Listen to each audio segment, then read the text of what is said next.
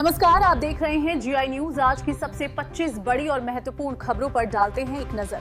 देश और दुनिया से जुड़ी हर बड़ी खबर भी। रांची में 10 अगस्त को हुए विधानसभा घेराव के मामले में पुलिस ने बड़ी कार्रवाई की है। पुलिस और प्रदर्शनकारियों के बीच हुई झड़प को लेकर करीब 600 प्रदर्शनकारियों के खिलाफ प्राथमिकी दर्ज की गई है। इनमें 100 लोग नामजद हैं, जबकि 500 अज्ञात लोगों को आरोपी बनाया गया है। असम और अरुणाचल प्रदेश की सीमा पर भूमि विवाद को लेकर तनाव बढ़ गया है। धेमाजी जिले में स्थानीय लोगों के घायल होने के विरोध में छात्र संगठनों ने आर्थिक नाकाबंदी की। इसके बाद दोनों पक्षों में झड़प हुई और हालात काबू करने के लिए पुलिस को हवा में फायरिंग करनी पड़ी। महाराष्ट्र के शिवसेना विवाद पर सुप्रीम कोर्ट में लगातार 5वें दिन सुनवाई के दौरान तीखी बहस हुई। उद्धव ठाकरे गुट के वकील कपिल सिब्बल ने दलील दी कि संविधान की ऐसी व्याख्या नहीं हो सकती जिससे उस काम को बढ़ावा मिले जिसे रोकने के लिए दल बदल विरोधी कानून बनाया गया था। स्वतंत्रता दिवस को देखते हुए दिल्ली में सुरक्षा व्यवस्था और कड़ी कर दी गई है। 15 अगस्त को सुबह 4 बजे से 10 बजे तक लाल किले के आसपास कई रास्ते सामान्य यातायात के लिए बंद रहेंगे। इस बीच दिल्ली यातायात पुलिस ने लोगों से इन रास्तों पर जाने से बचने की सलाह दी है। स्वतंत्रता दिवस के मौके पर दिल्ली मेट्रो ने यात्रियों के लिए खास व्यवस्था की है। 15 अगस्त को सभी लाइनों के टर्मिनल स्टेशनों से पहली मेट्रो सुबह 4 बजे चलेगी। नियमित सेवा शुरू होने तक ट्रेनों का संचालन हर 30 मिनट के अंतराल पर किया जाएगा। त्योहारी सीजन में यात्रियों की बढ़ती भीड़ को देखते हुए रेलवे ट्रेनों में अतिरिक्त कोच लगाने की तैयारी कर रहा है।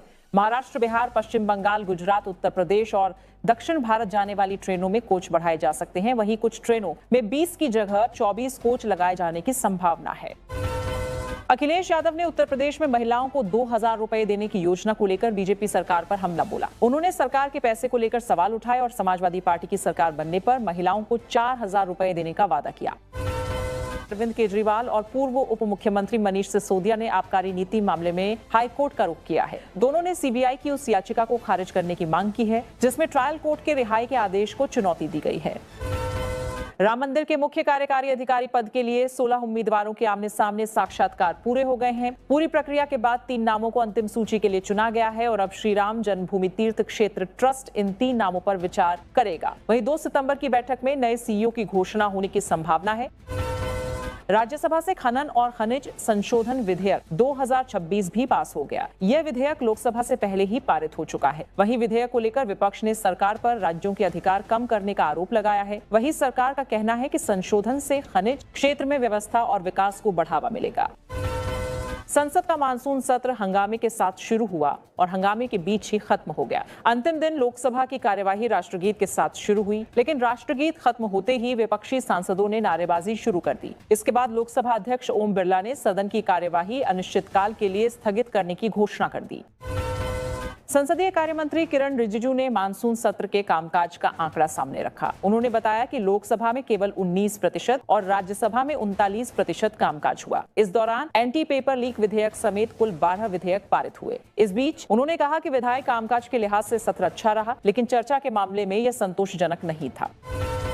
मानसून सत्र के दौरान समाजवादी पार्टी के सांसद अनोखे अंदाज में संसद पहुंचे। सांसदों ने संसद परिसर में दान पेटी रखी और हर दिन उसमें चढ़ावा जमा किया और 20 दिनों के सत्र में दान पेटी में 2,15,490 रुपए जमा हुए। सत्र के आखिरी दिन सपा सांसदों ने पूरी रकम दिल्ली के कनॉट प्लेस स्थित हनुमान मंदिर में दान कर दी।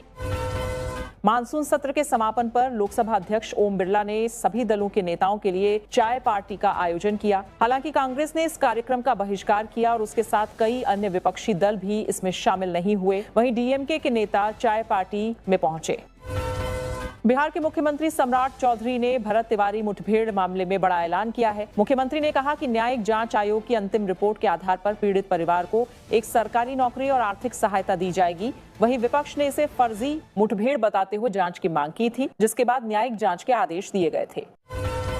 रांची में जेपीएससी और जेएसएससी भर्ती परीक्षाओं में कथित धांधली को लेकर छात्रों का प्रदर्शन 20वें दिन भी जारी रहा। इस बीच छात्र मुख्यमंत्री हेमंत सोरेन से मुलाकात और पूरे मामले की सीबीआई जांच की मांग पर अड़े हैं। वहीं छात्र नेता देवेंद्र महतो के आमरण अनशन का आज 11वां दिन है।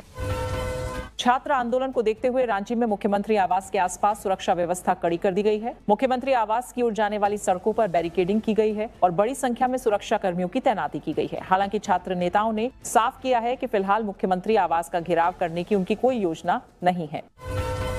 महाराष्ट्र के नांदेड़ में शिरोमणि अकाली दल के नेता सुखबीर बादल पर हमला हुआ। नांदेड़ पुलिस ने उन्हें अस्पताल में भर्ती कराए जाने की पुष्टि की है। फिलहाल सुखबीर बादल खतरे से बाहर बताए जा रहे हैं, जबकि हमले के दौरान उनका एक सुरक्षाकर्मी भी घायल हुआ। वहीं पुलिस ने हमलावर जसपाल सिंह को गिरफ्तार कर लिया है।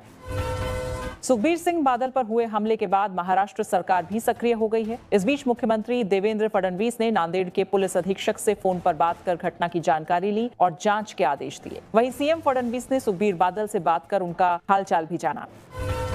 दिल्ली के लाल किले के पास पिछले साल नवंबर में हुए आतंकी हमले को लेकर संयुक्त राष्ट्र सुरक्षा परिषद की निगरानी टीम की रिपोर्ट में बड़ा दावा सामने आया है। रिपोर्ट के मुताबिक हमले के पीछे al Qaeda in the Indian subcontinent का हाथ था। वहीं रिपोर्ट में कहा गया है कि यह आतंकी संगठन बड़े समूहों के बजाय छोटे गुटों के जरिए अपना नेटवर्क बढ़ाने की कोशिश कर रहा है।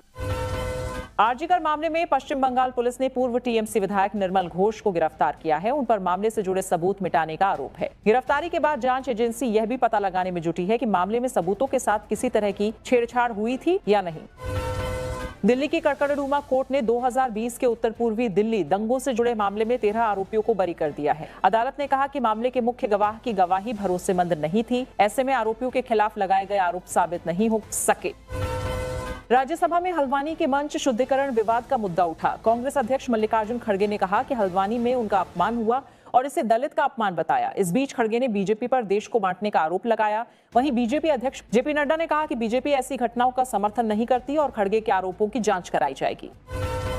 सीजेपी की बैठक में हंगामे को लेकर अभिजीत दीपके ने गंभीर आरोप लगाए। उन्होंने दावा किया कि बैठक में बाहर से लोगों को भेजकर हंगामा करवाया गया। वहीं बैठक के लिए आखिरी वक्त पर हॉल की बुकिंग रद्द होने पर भी दबाव बनाने का आरोप लगाया गया। वहीं बैठक के बाद 15 अगस्त से शिक्षा आंदोलन शुरू करने का ऐलान किया गया।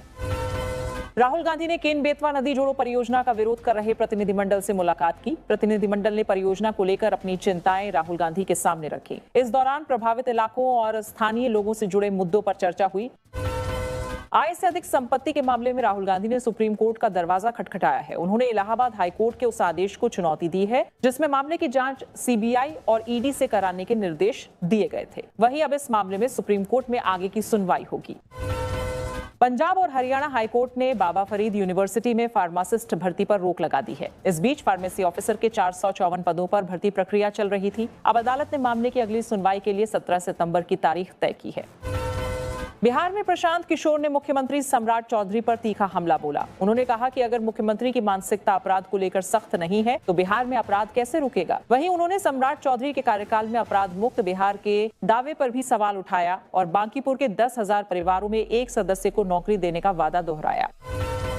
महाराष्ट्र में भाषा विवाद के बीच ऐप आधारित टैक्सी चालकों के लिए नया नियम सामने आया है। ओला, उबर और रैपिडो जैसी सेवाओं से जुड़े टैक्सी चालकों के लिए मराठी भाषा का व्यावसायिक ज्ञान जरूरी किए जाने की बात कही गई है। इस फैसले को लेकर राज्य में राजनीतिक और सामाजिक बहस तेज हो सकती है। दुष्कर्म के आरोपी और पूर्व सांसद प्रज्वल रेवन्ना से जुड़ा एक नया वीडियो सामने आया है। वीडियो में रेवन्ना मोबाइल फोन पर बातचीत करते हुए दिखाई दे रहे हैं। वहीं जांच के दौरान जब्त किए गए मोबाइल फोन से 90 अश्लील वीडियो मिलने का भी दावा किया गया है। इस बीच प्रज्वल रेवन्ना के खिलाफ एक नई प्राथमिकी भी दर्ज की गई है। स्वतंत्रता दिवस से पहले दिल्ली के लाल किले पर स्वतंत्रता दिवस समारोह की पूरी पोशाक वाली रिहर्सल की गई। रिहर्सल के चलते राजधानी के कई प्रमुख रास्तों को बंद रखा गया और कुछ मार्गों पर यातायात को दूसरे रास्तों से भेजा गया। वहीं दिल्ली यातायात पुलिस ने लोगों से अपील की है कि वे जारी दिशा निर्देशों का पालन करें। दिल्ली पुलिस ने प्रतिबंधित चीनी मांझे के खिलाफ अभियान तेज कर दिया है। इस बीच पुलिस ने दुकानदारों को प्रतिबंधित मांझे की बिक्री नहीं करने की चेतावनी दी है। वहीं प्रशासन का कहना है कि चीनी मांझा लोगों और पक्षियों के लिए बेहद खतरनाक साबित हो सकता है। प्रियंका गांधी ने संसद की कार्यवाही बाधित होने के लिए प्रधानमंत्री नरेंद्र मोदी और गृह मंत्री अमित शाह को जिम्मेदार ठहराया। उन्होंने कहा कि प्रधानमंत्री सत्र के आखिरी दिन सिर्फ वंदे मातरम सुनने के लिए सदन में आए। हल्द्वानी में खड़गे की सभा के बाद शुद्धिकरण विवाद पर प्रियंका ने प्रधानमंत्री से इस मानसिकता की निंदा करने और माफी मांगने की मांग की। हिमाचल प्रदेश के मुख्यमंत्री सुखविंदर सिंह सुक्खू ने अनुबंध और जॉब ट्रेनी विशेषज्ञ मेडिकल अधिकारियों के वेतन में 78% बढ़ोतरी को मंजूरी दी है। अब इसके तहत मासिक वेतन 33,660 रुपये से बढ़ाकर 60,000 रुपये कर दिया गया है। बिहार में शराबबंदी के बावजूद शराब तस्करी का नया तरीका सामने आया है। कैमूर के मोहनिया चेक पोस्ट पर उत्पाद विभाग ने एक ट्रक से करीब 75 लाख रुपए की विदेशी शराब बरामद की। इस दौरान ट्रक में तहखाना बनाकर 450 पेटियां छिपाई गई थी। वहीं मामले में हरियाणा के 2 आरोपियों को गिरफ्तार किया गया है।